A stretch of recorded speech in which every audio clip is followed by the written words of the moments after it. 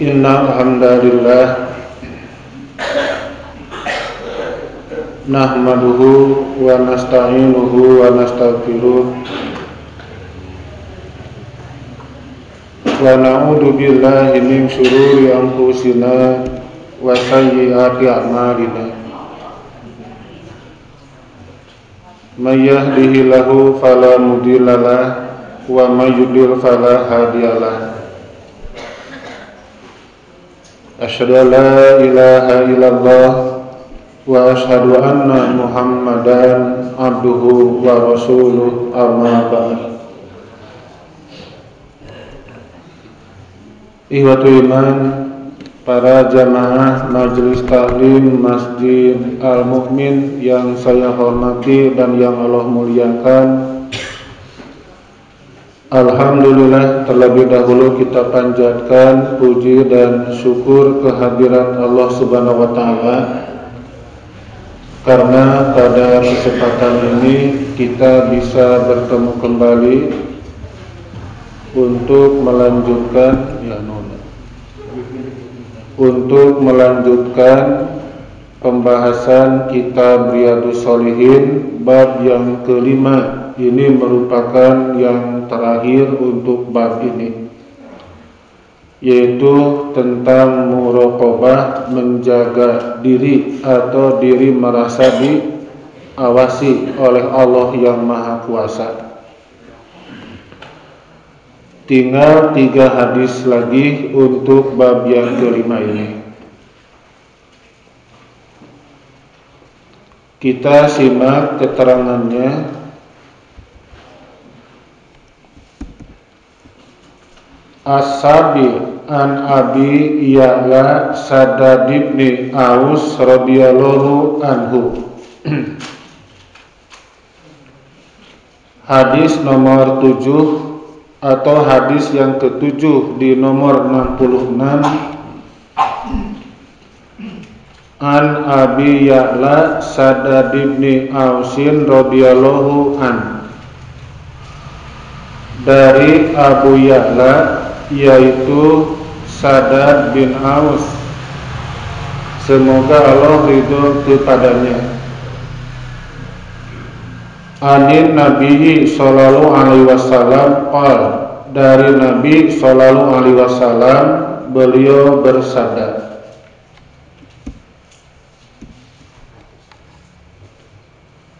al-qayyisu man dana nafsah wa amila lima badal maut, wal ajizu man atba'a nafsahu hawaha wa tamanna 'ala Allahil amani.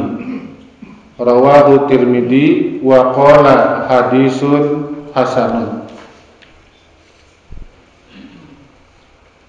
Al-qayyis, orang yang cerdas,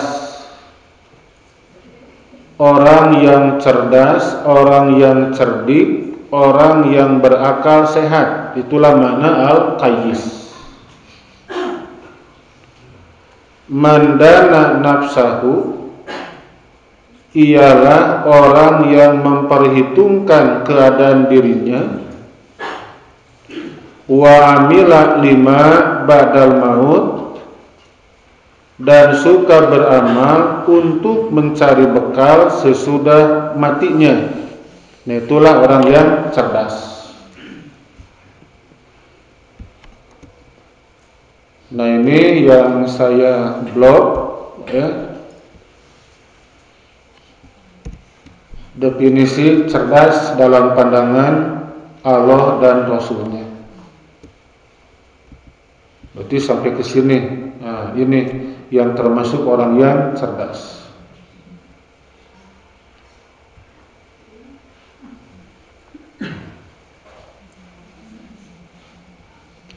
Kemudian yang kedua, wal ajizu man atba'a nafsahu hawaha. Sedangkan orang yang lemah, bukan lemah fisik tapi lemah pikiran. Kalau di kita kelmi namanya apa ya? Jadi lara heubeul tu ngaloding nanti itu ya. Ayo bolak-balik buyur ngaloding itu ya. Mencari sinyal gitu ya. Kalau nyari sinyal tinggal pilih kan nyari kuota gitu kan Pak ya. Lama kalau nyari kuota. Wal ajizu man atba'a nafsahu hawaha. Bu ini kebaca nggak kekecilan? Lan? Cekap? Nah, cekap. Sedangkan orang yang lemah, orang yang telmi ialah orang yang dirinya selalu mengikuti hawa nafsunya, wa tamanna ala lahil amaniya, dan mengharap-harapkan kemurahan atas Allah, yakni mengharap-harapkan kebahagiaan dan pengampunan di akhirat tanpa beramal soleh. Nah itu yang termasuk orang yang telmi, orang yang telat mikir. Ya orang di kita menyatakan bodoh kan gitu ya, tapi tong bodoh teuing lah gitu ya. Yang ngaloding gitu ya. Nah ini orang beriman ya.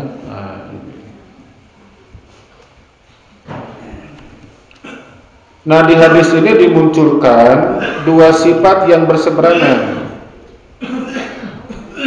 Ini dimunculkan dua sifat yang berseberangan. Urang badadan biar agak sakit. Ya. Nah gitu. Saya yakin Bapak dan Ibu ini disebut orang yang cerdas. Cerdas bukan dalam pandangan masyarakat, cerdas bukan kata kepala sekolah atau wali kelas, bahkan bukan kata guru. Kita ingin menyandang kata-kata orang yang cerdas menurut Allah dan Rasulnya. Ya ini definisi. Ini. Kalau di kita akan ada pernyataan hemat pangkal kaya ya. Kemudian rajin pangkal pandai. Pangkal pandai. Nah itulah pelajaran yang kita terima dulu kan dari guru-guru kita. Bahkan ada yang melekat sampai sekarang ya.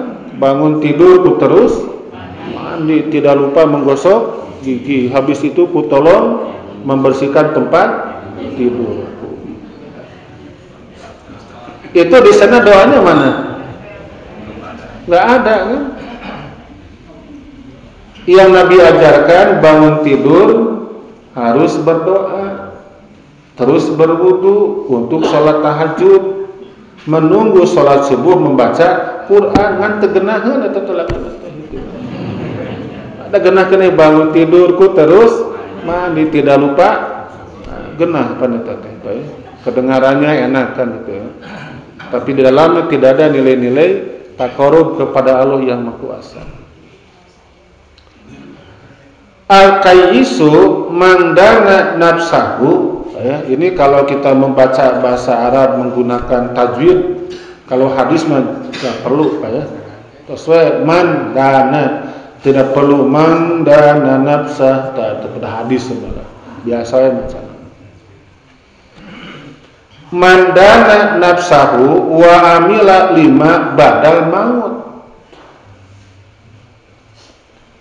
Orang yang cerdas, orang yang pintar, orang yang cekatan ialah orang yang memperhitungkan keadaan dirinya, mampu membaca diri, mampu ini aku berbuat seperti ini. Kalau tidak mampu, dia tidak memaksakan diri, nanti akan mendolimi diri sendiri.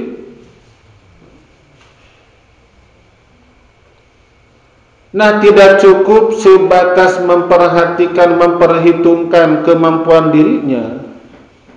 Yang paling pokok di sini wa amila lima ba'dal maut, dan beramal untuk mencari bekal sesudah matinya. Bukan bekal untuk masa pensiun, bukan. Ada orang nabung kan ketika dia bekerja bekal nanti untuk pensiun, senang pensiun asara senarek muka ternak gitu kan. Aya membuka ternak sapi kan di mana tuh di daerah Ciwidey, ada yang di Cemenyan. Itu bibirintik ti ayeuna senang Ustaz cenah da tarikh pensiun gitu kan. Itu bagus enggak? Itu bagus betul. Karena tuh banyak kan orang yang begitu pensiun dia tidak punya kegiatan apa-apa itu ya. Yang biasanya kan payah pukul 6 pagi sudah siap kan, setengah 6. Dia sebelumnya kan mandi pakai seragam untuk berangkat ke kantor, mobil dihanyutkan, sarapan heula kan. Rutin seperti itu. Dan ke pensiun. Pakai seragam mereka mana? So. Itu jelas kan? Atuh jalan dengan apa ya ada kumaha tuh ngapa jalan-jalan gitu ya. Nah, sementara dengan masyarakat tidak banyak yang kenal gitu ya. Ngurung maneh pan kana teh. Diam di rumah gitu ya. Nyetel TV bosan kitu hayo we teh disambut anggeus-anggeus kan gitu Pak.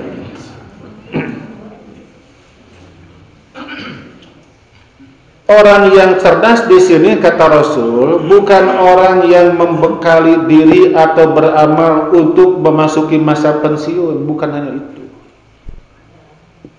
Melainkan mereka wa'amila lima ba'dal maut, beramal untuk mencari bekal sesudah mati, karena ini merupakan bekal yang sesungguhnya. Seseorang punya ini ketika wafat yang dibawa yang mana? Yang ini, yang itu. Nah, ada yang dibawa? Tidak ada. Tidak ada. Istri sedang bakal dibawa balik ke alam kubur, madaikeun moal. Walaupun pernah mengucapkan mungkin itu kan sebelum menikah ada pernyataan sehidup, semati, itu kan hanya merupakan ekspresi jiwa saja. Gitu kan. Ya Anda kan sehidup, semati gitu yang ada. Kan. Saya hidup, kamu mati itu. Berpisah. Jadi uang yang dia cari, uang yang dia tabungkan hasil dari kerjanya sudah lama, sudah banyak menumpuk di tempat menyimpan uang, maut orang yang tadi, mana yang dibekal orang yang bersangkutan? Tidak punya sama sekali. Berarti itulah orang yang kaya di dunia tapi miskin di akhirat. Itulah orang yang tidak cerdas seperti itu. Nah, orang yang cerdas, ya dia beramal untuk kebahagiaan di dunia. Maka ini kebahagiaan di dunia dijadikan sebagai jembatan untuk mengantarkan bahagia di mana? Di akhirat. Itu orang yang cerdas. Jadi kita jangan sekali-kali berpikir terfokuskan dunia dan dunia melupakan bagian di akhirat. Gitu. Dengan doa yang singkat kan Allah mengajarkan kepada kita, A'udzubillahi minasyaitonirrajim, Rabbana atina fid dunya hasanah. Itu dunia heula, Pak. Bukan akhirat heula, tapi mana? Dunia dulu. Karena kita hidup di mana? Di dunia. Wa fil akhirati hasanah, dan hasanah di akhirat. Kan dunia kemudian akhirat. Nah, maka klimaksnya apa? Waqina azabannar, dan jagalah diri kami disiksa api neraka. Nah, itu kan orang-orang memberikan nama dengan doa satu jagat kan gitu kan. Ya, sana orang lain kan sampai sahabat juga cemburu kepada Rasulullah, mereka datang, ya Rasulullah, orang yang kaya mereka mudah berzakat, mudah berinfak, mudah bersedekah. Sementara kami boro-boro untuk bersedekah, untuk keluarga pun ya sangat sulit gitu kan. Berarti ini tidak ada peluang untuk melaksanakan takut pada Allah yang Maha Kuasa. Kata Nabi, itu keliru kamu berpikir, kata Rasulullah.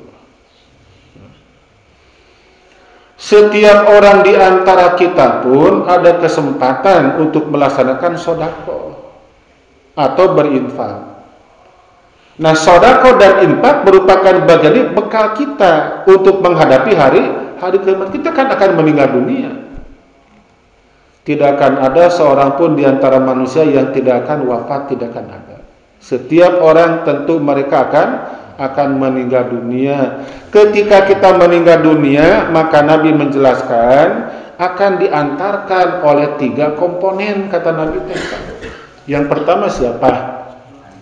Keluarga. Yang kedua harta. Yang ketiga amal, ngaturkeun tah Pak, mengantarkan kepada kita.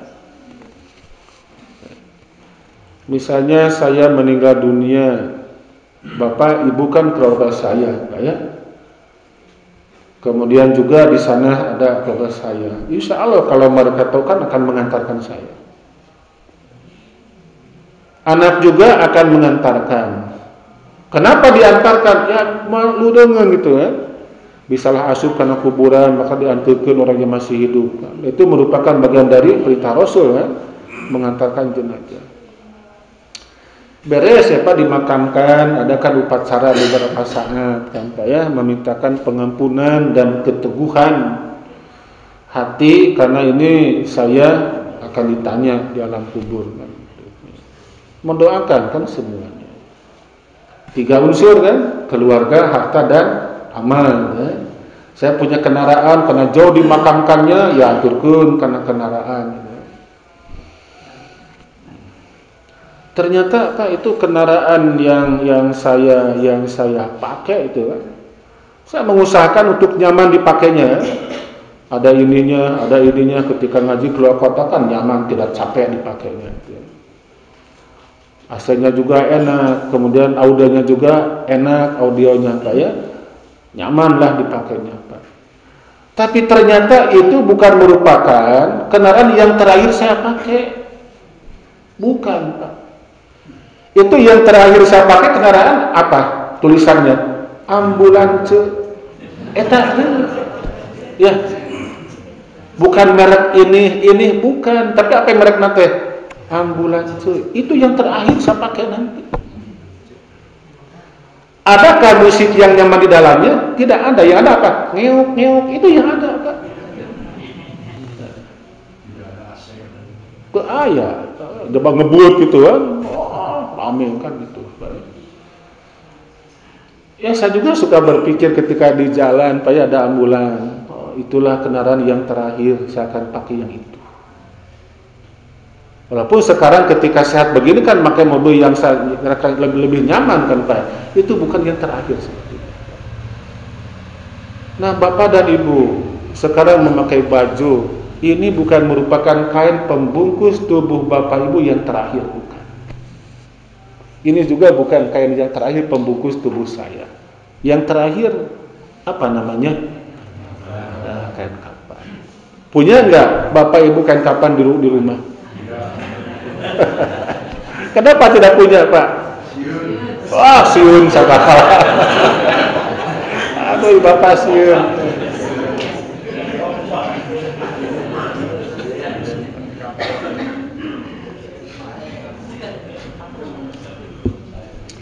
Ibu punya baju berapa lemari, Bu? Dan 3 lemari. Per 1 lemarinya ada 5 pintu. Penuh semuanya. Perhatikan oleh Ibu, itu di tahapan yang keberapa yang ada kain kapan? Ada enggak? Mual ayah jago. Padahal itu merupakan kain pembungkus yang terakhir. Kalau sana kumaha DKM sana. Kudu riweuh teh anu eta.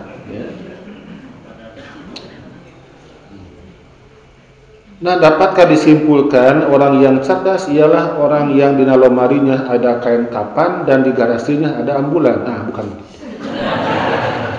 Bukan begitu. Bukan. Tapi di sini kata Nabi suka beramal untuk mencari bekal sesudah matinya. Ya ini diantaranya ini.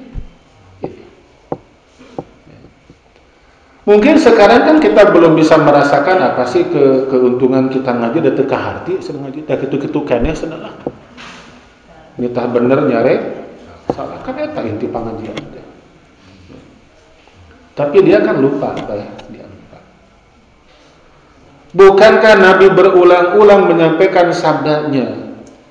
Setiap kali umatku mereka berada di masjid, mereka sholat berjamaah atau mereka ngaji, membaca firman Allah yang Maha Kuasa, mendalami mereka semuanya, pasti kata Rasulullah, malaikat akan datang menaungi kepada mereka dan menyampaikan doa, Allahumma gfir lahum warhamhum. Ya Allah, curahkanlah kepada mereka pengampunanmu dan kasih sayangmu kepada mereka. Ini berulang-ulang doa dari malaikat kepada kita semuanya. Sampai kapan? Sampai bubar pengajian di tempat ini.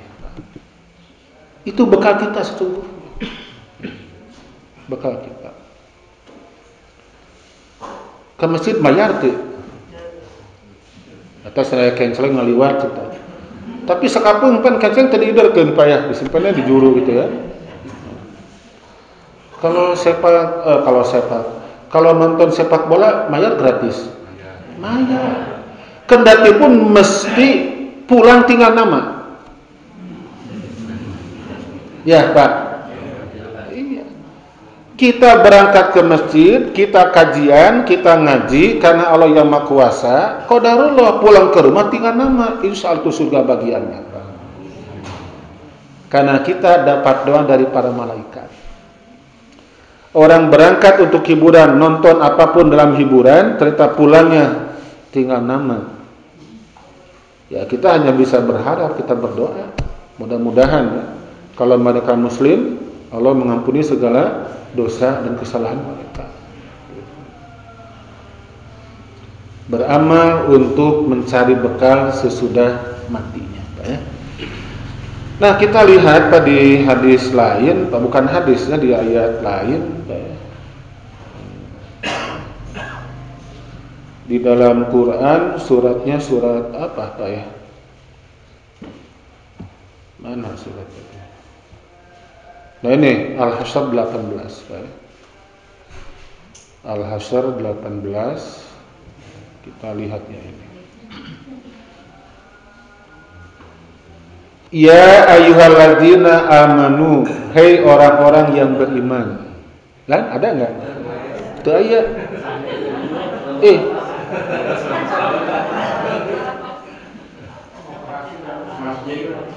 Masjid dinas koperasi dan usaha kecil. Punya keheula. Ini. Bukan iklan koperasi namanya. Al-Hasyr ayat 18. Ya ayyuhalladzina amanu, hei orang-orang yang beriman. Kalau tidak beriman tidak.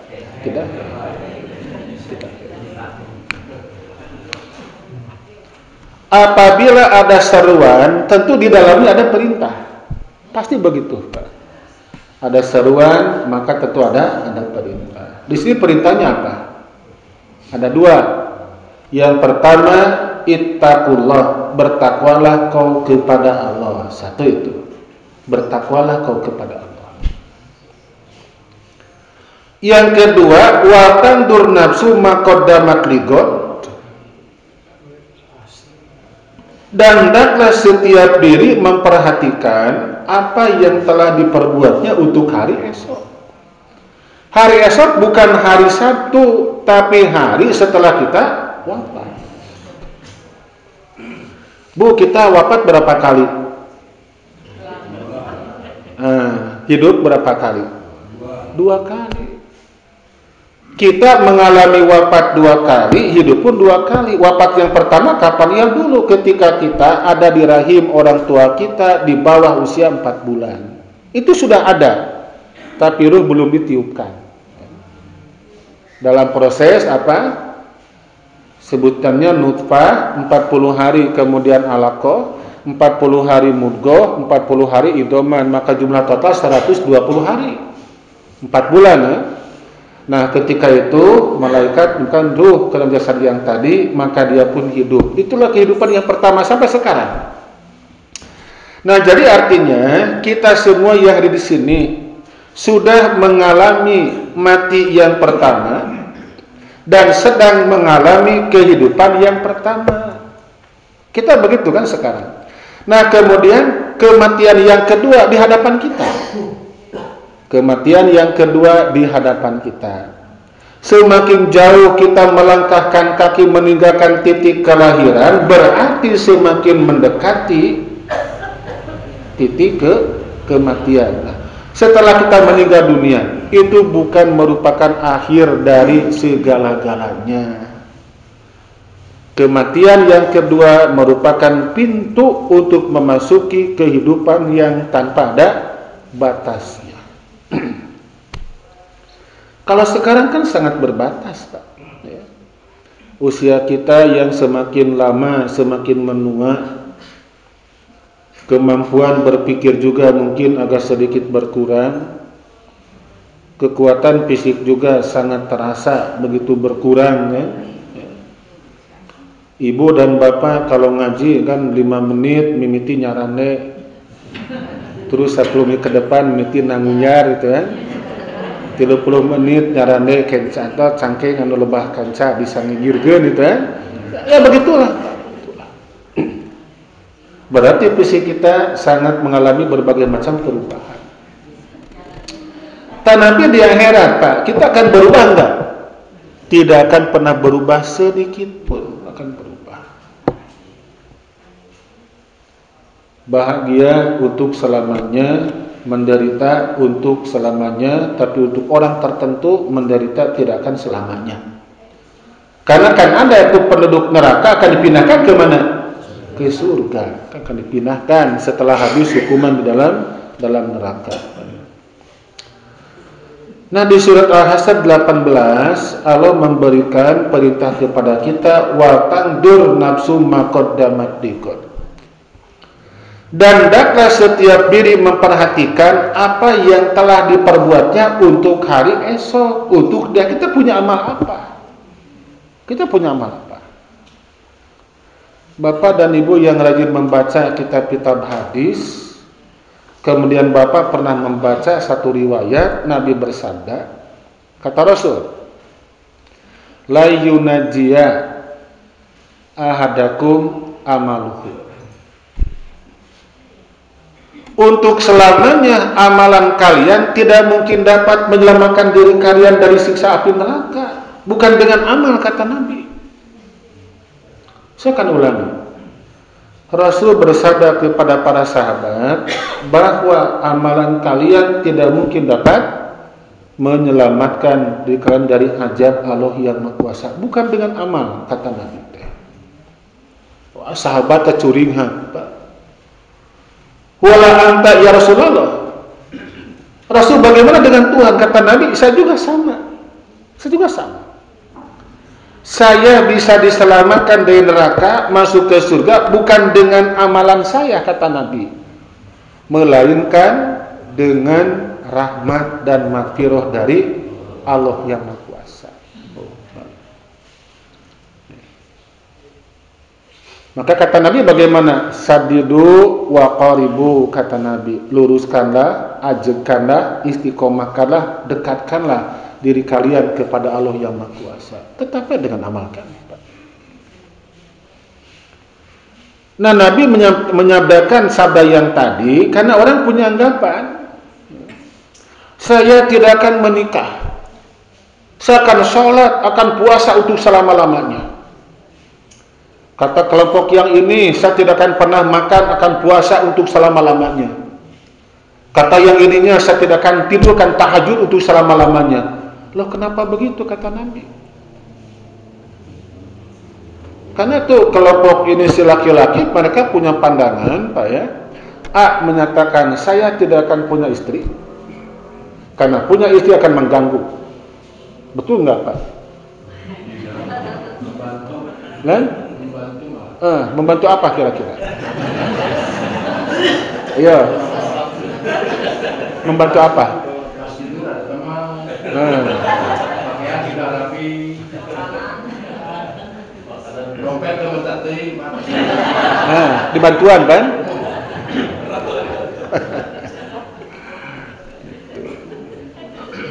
Jadi ngarewong lah bapak majikannya sebetulnya. ganggu gitu kan. Maka saya tidak akan punya istri.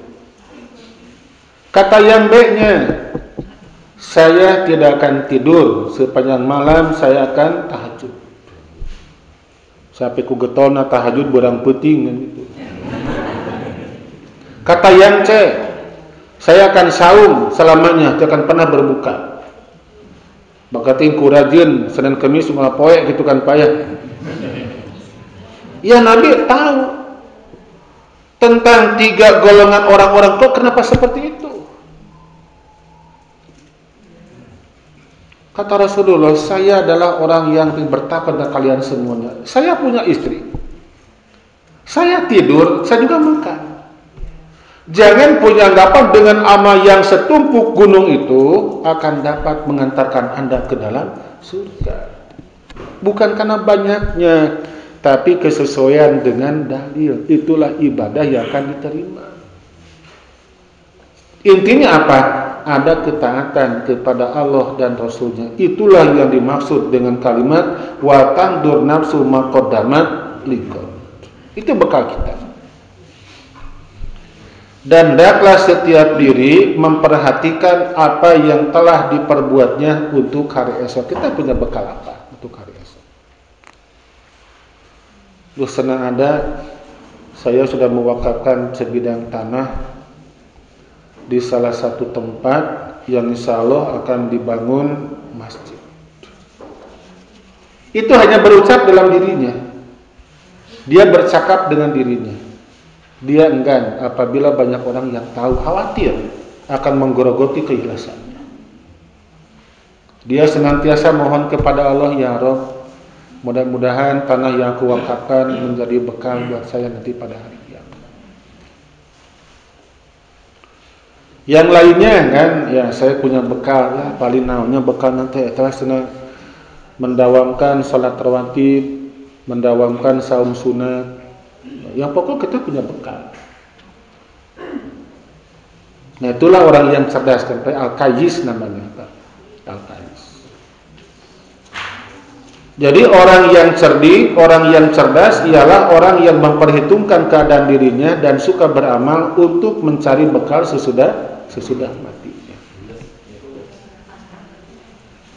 Bu, ada orang datang ke dokter, dia diperiksa kesehatan.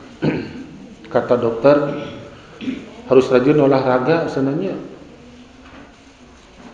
Jam sabaraha dok olahraga nya, pokoknya sok jam sabaraha olahraga pokoknya. Dia kan ingin sehat. Dia berolahraga kan ingin sehat. Kesehatan seoptimal apapun tentu akan berujung sakit lagi nanti. Tentu akan meninggal dunia. Bukan berarti kita tidak boleh berolahraga. Silakan berolahraga demi kesehatan tubuh kita. Itu tapi yang sangat kalau tidak kayis itu ialah mereka yang memperhatikan ingin sehat dulu tapi tidak pernah memperhatikan nanti pada hari kiamat aku dapat bagian yang mana. Gak pernah kan dia perhatikan. Terbukti banyak ya, ada perempuan yang berolahraga memakai kostumnya yang sangat minim gitu kan Pak. Dia berolahraga. Saya berangkat tarik ngaji. Barusan tuh saya mau ngaji. Pas adzan di perjalanan di Ciganitri ada orang yang berolahraga, lari duaan, sapasang, suami istri sigana. Dua-duanya pakai kolor dua-duanya. Tahu saya kena nempo mun pan katingali ku lampu mobil kasorot itu. Kira aku katingali gitu kan. Ya saya berpikir ya adzan ke dikumandangkan di Masjid PP Persis dia berolahraga ya irah salat tak gitu kan. Berarti dia kan ingin sehat. Dia kan ingin sehat. Sesuatu yang menyelamatkan dirinya nanti disentuh api neraka tidak pernah dia perhatikan. Kita punya penyakit di dunia, aya obatna, Pak, aya dokterna. Tapi ketika orang dapat penyakit di akhirat, mana dokterna? Dokterna ge sadua, kan keur diharisab ku Allah. Jadi kita kan memperhatikan kesehatan dunia dan akhirat. Jangan kita terfokus untuk sehat di dunia dengan mengabaikan keselamatan di akhirat. Tidak seperti itu. Itu bukan orang yang cerdas seperti itu. Orang yang cerdas ialah orang yang memperhatikan kesehatan dan sejahtera di dunia demi bahagia di mana? Tah eta nu cerdas begitu. Siapa? Ya kita. Kita ialah orang-orang yang cerdas tangkas. Nah, maka ini kegiatan wajib kita syukuri kepada Allah. Ya dengan cara membagi-bagikan bubur ayam. Itu kan itu bubur ayam dibagikan. Kalau kesini belum Bu ya? Itu Pak bisa beakeun. Iya, dilanjut Pak ya, dilanjut Pak. Wal ajizu man atba'an nafsahu hawaha wa tamana 'alallahil amani. Sedangkan orang yang lemah ialah orang yang dirinya selalu mengikuti hawa nafsunya dan mengharap-harapkan kemurahan atas Allah tanpa beramal soleh. Ingin dipikannya aku Allah, ingin mendapatkan rahmat, ingin mendapatkan magfirah, ingin mendapatkan apapun, tapi dia tidak pernah sang ketaatan. Ari kahayang loba, ari kaueuh. Dia tidak pernah melaksanakan ibadah kepada Allah, tapi kehendak begitu banyak sekali. Itulah orang yang ajiz, orang yang lemah, kata Rasulullah. Nah, kalau kita membandingkan di dunia ini mana yang paling banyak, apakah al-qayyis atau al-ajiz dan pandangan Allah? Tentu al-ajiz yang paling banyak. Itu penjelasan di hadis nomor 66. Sekarang 67.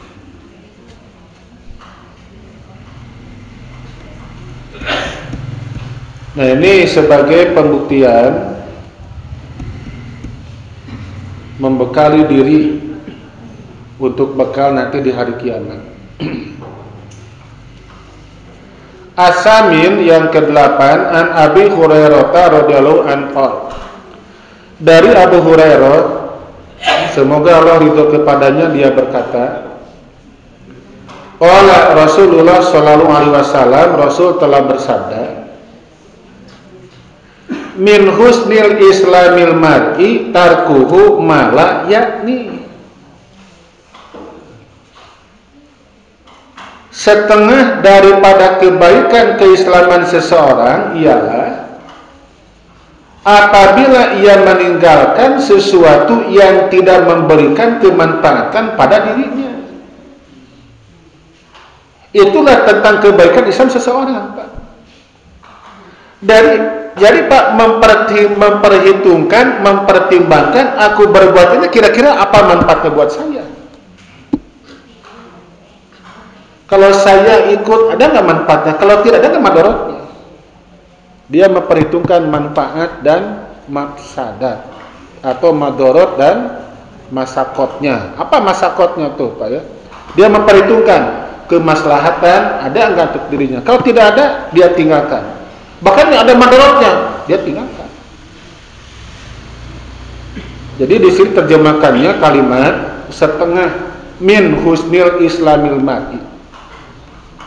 Setengah daripada kebaikan keislaman seseorang ialah apabila ia meninggalkan apa-apa yang tidak memberikan kemanfaatan pada dirinya.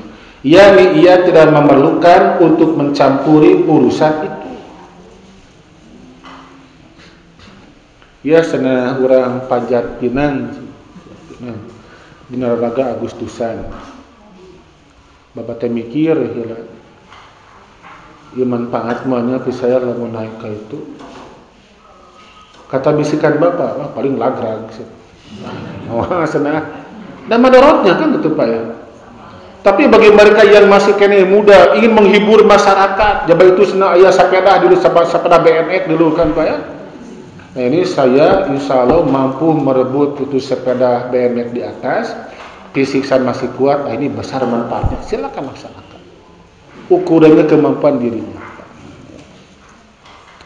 Di pada hakikatnya, jangan kita suka melaksanakan kegiatan yang tidak ada manfaatnya buat diri kita. Perhitungkan di kita masing-masing tentang bab manfaat dan mafsadatnya. Ayo mas banyak mafsadatnya ya kita tinggalkan. Ini ada manfaatnya ya kita laksanakan. Hadisun hasanun rawahu Tirmidzi wa ghairuh. Ini adalah hadis hasan yang diriwayatkan oleh Imam Tirmidzi dan lain-lain. Itu secara bahasa hasan artinya baik. Kalau sahih kuat. Itu hadis hasan di bawah hadis yang sahih. Di sahih, hasan, dhaif, maudhu itu merupakan tingkatan kualitas hadis. Hadis hasan ini sangat bagus untuk diamalkan. Ya ini diantaranya. Ibu-ibu kan punya WA group bu ya? Pasti ada lah. Ada ajakan kan bu, ayo kita orang olahraga senam gitu kan. Hari Minggu di depan di halaman Borma Bojong Soang. Dan ini senam Bapak RW sudah minta izin kepada pihak yang punya Borma. Ya aku ikut, silakan tulis data di list di bawah ini karena peserta terbatas gitu kan. Semuanya pada nulis gitu kan. Ini pakai seragam yang tulisan G20 gitu kan. Itu yang punya hanya seorang ternyata gitu kan Pak ya, berarti tertulus kan senam mata. Tertulus kan senam mata ya. Ibu teh berpikir ya, kira-kira ini kalau aku tidak senam madarat enggak? Kalau aku senam ada manfaatnya enggak?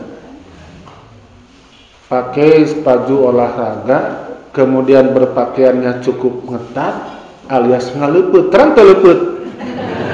Ya kan mencetak ya. Bergoyang-goyang tubuh, pakai musik, banyak sopir yang melewat, lihat kepada tubuh saya. Enggak senang, itulah yang cerdas namanya. Oh, jadi Islam melarang kita berolahraga, bukan melarang. Bisa tuh di imah jeung si akang olahraga. Di dapur pakai musik olahraga, itu kan suami ibu menyaksikan kan tidak mengapa. Ini sesuatu yang kurang bermanfaat yang dirasa oleh kita dan kita meninggalkan, kita merupakan kesempurnaan setengah dari keislaman seseorang. Nah, silakan aku akan berolahraga tapi tidak akan ikut bergabung. Mau berolahraga tapi jangan di pinggir jalan, malu nanti ada Pak Ustadz yang lewat misalnya. Oh, kenapa malu oleh Pak Ustadz? Jangan malu oleh Pak Ustadz, tapi malulah oleh Allah yang Maha Kuasa. Jadi ini hadis hasan, hadis yang bagus. Terakhir, ini terakhir. Saya langsung baca terjemahannya. Dari Umar radhiyallahu an dari Nabi sallallahu alaihi wasallam sabdanya, janganlah seseorang lelaki itu ditanya apa sebabnya ia memukul istrinya. Sebab mungkin ia akan malu jikalau sebab pemukulannya diketahui oleh orang lain. Kok ini kenapa masuk dalam bab muraqabah? Jadi ini kita harus menghargai karena memang kehidupan berumah tangga tentu akan terjadi kan konflik di dalam rumah tangga. Sampai kan nangis si istri nate kedua tetangga. Suaminya keluarnya kita tidak boleh nanya. Tidak pemajikan kena cari dicabok ludinya, jangan seperti itu. Kecuali kalau dia datang ke rumah kita minta agar bapak bisa mengislahkan keluarga saya, itu silakan. Tapi jangan Pak ya, kita langsung ujung-ujung nanya, nah sudah berpasya, nah salah, nah itu tidak perlu. Ya kita bukan mengabaikan orang yang bertengkar, bukan. Ketika terjadinya perselisihan di rumah tangga, kita tahu kalau dia tidak minta nasihat, ya kita abaikan. Kalau dia minta, lah tolong sana bantuan, ya kita bantu. Adakah yang bertengkar di rumah tangga, di keluarga, datang ke rumah orang tuanya, Pak Ustaz, itu pun pencenah pun anak dia. Ya, saya datang ke rumahnya kan, mengislahkan mereka. Kalau tidak mah, enggak. Karena nanti akan dituduh campur tangan dalam urusan keluarga orang lain. Ya, ini pendukung dalilnya. La yas'alu rajulu fima daraba imra'atah. Janganlah seseorang laki itu ditanya apa sebabnya ia memukul istrinya. Sebab mungkin ia akan malu jikalau sebab pemukulannya diketahui oleh orang lain. Tapi ingat, jangan disimpulkan hadis ini bahwa suami boleh memukul istri, bukan begitu maksudnya. Karena Nabi kan melarang, diharamkan apabila salah seorang di antara kita berkelahi sampai memukul wajah. Itu hindari, kata Nabi. Bahkan ini kan dijadikan sebagai sebagai fokus pemukulan ketika bertanding olahraga tinju kan, karena banget Pak ya bukan itu. Itu merupakan hal yang diharamkan oleh Islam. Ya ikhwatu iman yang saya hormati dan yang Allah muliakan, itu saja yang bisa kita pelajari pada kesempatan ini, dan bersyukur kepada Allah yang Maha Kuasa bahwa bab yang kelima sudah beres. Ini kurang lebih ada 4 kali pertemuan. Insya Allah nanti di Jumat pertama di bulan Desember kita akan masuk pada bab yang ke-6. Itu bab yang ke-6, judulnya ketakwaan judulnya, ya. Nah, di bahasan yang tadi saya sampaikan barangkali ada pertanyaan, silakan kalau ada. Ya, Bapak dan Ibu yang saya hormati dan yang Allah muliakan, itu saja yang dapat kita kaji pada Jumat sekarang ini. Mudah-mudahan dari bahasan yang tadi saya sampaikan, Allah senantiasa akan menempatkan diri kita semua dalam sebutan orang-orang yang cerdas, yaitu dibuktikan dengan orang yang pandai menabung untuk bekal hari esok. Hari esok kita ialah hari kiamat. Perkayalah diri kita untuk membekali diri kita demi bekal nanti pada hari kiamat. Dan mudah-mudahan ini kajian juga merupakan bekal kita yang dapat diandalkan untuk pulang menuju Allah yang Maha Kuasa. Amin ya Allah ya Rabbal Alamin. Assalamualaikum warahmatullahi wabarakatuh.